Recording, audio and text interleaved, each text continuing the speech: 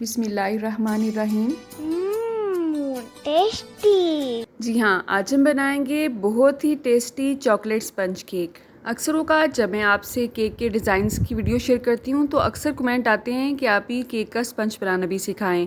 Creaming के लिए जो स्पंज रेडी किया जाता है वो आम स्पंज से थोड़ा सा डिफरेंट होता है। इसे हम विदाउट बटर ही रेडी करेंगे। अगर आपके पास बेकिंग ओवन नहीं है तो परेशान होने की बिल्कुल भी ज़रूरत नहीं है। हम इसे विदाउट ओवन आम पतीले या कढ़ाई में भी बेक कर सकते हैं। तो चलें आज की इस सिंपल सी रेसिपी का आगाज़ इस दुआ के साथ करते हैं कि अल्लाह आप सबका दस्तरखान सजाए रखे और हम सबको सेहत और ईमान का रिज़्क़ अता फरमाए। तो जब भी हम बेकिंग करेंगे मैदे को पहले छान लेंगे। तो यहाँ पे मेजरमेंट के हिसाब से मैंने 1 कप मैदा लिया है। आप सिंपल कप अगर लेते हैं तो आपने उसी कप के हिसाब से बाकी अज्जा की भी मेजरमेंट करनी है, ठीक है। अब इस मैदे में से मैंने 3 चम्मच निकाल ली हैं ताकि आपको आसानी हो मेजरमेंट समझने के लिए। और ये टेबल स्पून है, टी स्पून नहीं है। अब इसकी जगह पे हमने 3 चम्मच ही कोको पाउडर ऐड करना है, जिसे चॉकलेट पाउडर भी कहते हैं। 1 चम्मच इसमें बेकिंग पाउडर ऐड करेंगे, चुटकी भर इसमें नमक ऐड करेंगे। बेकिंग पाउडर जो मैंने इसमें ऐड किया है वो टेबल स्पून नहीं है बल्कि टी स्पून है, ठीक है। इन तमाम अज्जा को अच्छी तरह से छान लेंगे। छानने का मकसद ये होता है कि इसमें जो भी गुठलियाँ वगैरह हैं वो ख़त्म हो जाएं। नंबर 2, इसमें से अगर हवा क्रॉस होती है तो बेकिंग बहुत ही अच्छी होती है, ठीक है। इन तमाम ड्राई अज्जा को हमने मिक्स करना है और साइड पे रख देना है। अब यहाँ पे 4 अंडे की जर्दियाँ और सफ़ेदियाँ आपने अलग कर लेनी है। तो दरमियानी आंच पे हमने इसे अच्छी तरह से बीट करना है। जस्ट 1 से 2 मिनट ही लगेंगे और ये रिबन कंसिस्टेंसी में आ जाएंगी। ये बात भी आपके जहन में होनी चाहिए कि अंडे जो हमने इसमें ऐड करने हैं वो रूम टेम्परेचर पे होने चाहिए। अगर अंडे ठंडे होंगे तो बेकिंग अच्छी से नहीं होगी। अब इसमें हमने जर्दियाँ ऐड करनी है। जर्दी आपने एक एक करके ऐड करनी है, एकदम ही तमाम की तमाम ऐड नहीं कर देनी है, ठीक है। अब इस पॉइंट पे बीटर की जो स्पीड है ना वो आपने ना तो बहुत स्लो रखनी है ना ही दरमियानी रखनी है, बल्कि फुल स्पीड पे से कर दें ताकि सफ़ेदी का जो फोमिंग टेक्सचर है वो ख़राब ना होने पाए। कटोरी में जो भी जर्दी रह गई है वो भी आपने इसी में ऐड कर देनी है। इस सारे प्रोसेस में आपको मुश्किल से 2 से 3 मिनट ही लगेंगे। अब इस पॉइंट पे इसमें हमने चीनी ऐड करनी है। चीनी को आपने ग्राइंड कर लेना है पहले, उसके बाद इसमें ऐड करनी है। और ये भी मैंने 1 कप के हिसाब से ही लिया है। 1 कप हमने मैदा लिया था और 1 कप ही इसमें चीनी जा रही है। जो मैदा हमने निकाला है उसे भी हमने इक्वल कर दिया था कोको पाउडर डालने के बाद। आप देख सकते हैं कि इसका टेक्सचर अभी भी बहुत ही फोमी है। अब अंडों की स्मेल खत्म करने के लिए इसमें हम वनीला एसेंस ऐड करेंगे। आप चाहें तो अपनी मर्जी का कोई भी एसेंस इसमें ऐड कर सकते हैं।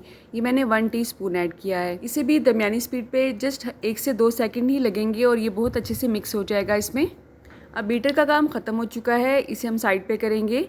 जो ड्राई इंग्रेडिएंट्स हैं उसे हमने हाथ से ही मिक्स करना है। मेरा मतलब है किसी भी स्पैचुला की मदद से या इस तरह का अगर आपके पास हैंड विस्क है तो इसकी मदद से आपने बहुत ही हल्के हाथों से इसे मिक्स करना है।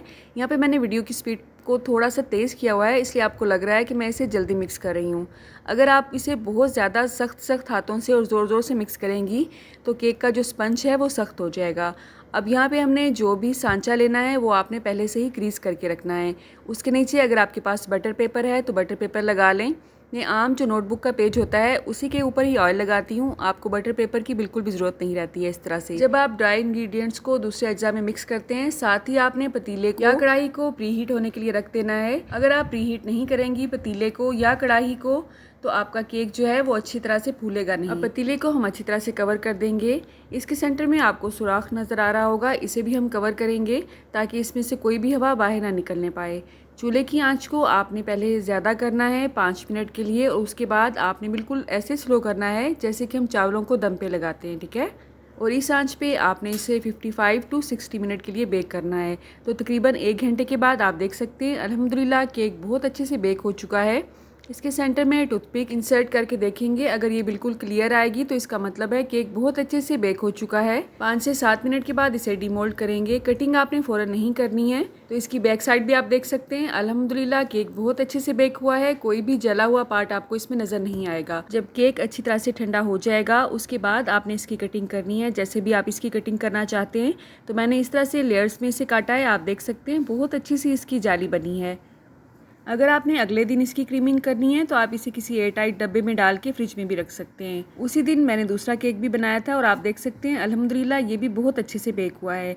जब भी केक को आपने डिमोल्ड करना है, एक दफ़ा आपने फोर्क इस तरह से केक के साइड्स पे ज़रूर इंसर्ट करनी है ताकि जो भी इसका पार्ट चिपक चुका है सांचे पे वो भी अच्छी तरह से रिमूव हो जाए। ठंडा करने के लिए इसे आप किसी भी वायर रैक पे रख सकते हैं या इस तरह की जाली जिसे हम देगचियाँ वगैरह पतीलियाँ कवर करते हैं वो तो सबके घर में होती है। अगर उस पर आप इसे ठंडा करेंगे तो ये बहुत ही सॉफ्ट बनेगा अल्हम्दुलिल्लाह। इस केक को भी आप देख सकते हैं अल्हम्दुलिल्लाह बहुत ही अच्छे से बेक हुआ है। केक को डेकोरेट करने के लिए आपने कौन सी क्रीम यूज़ करनी है, उसे कैसे व्हिप करना है, इसकी भी बहुत सी रेसिपीज़ आपको मेरे चैनल पे मिल जाएंगी। बहुत सी वीडियोस की मैंने प्लेलिस्ट बना रखी हैं ताकि आपके लिए आसानी हो। आप कहाँ से और किस सिटी से मेरी वीडियोस को वॉच करते हैं कमेंट बॉक्स में अगर आप मुझे बताएंगे तो मेरे लिए कि नाम से कम नहीं होगा। अल्लाह आप सबका दस्तरखान सजाए रखे और हम सबको सेहत और ईमान का रिज़्क अता फरमाए। अल्लाह हम सब के रिज़्क में कसरत से ज़्यादा बरकत और आसानी अता फरमाए। रुके रुके सुने, जाने से पहले वीडियो को लाइक कर दें, अच्छी लगी तो शेयर कर दें और सब्सक्राइब करने के बाद बेल का आइकन भी ज़रूर प्रेस करें। जज़ाकल्लाह। मेरी नेक्स्ट वीडियो तक अल्लाह हाफिज़।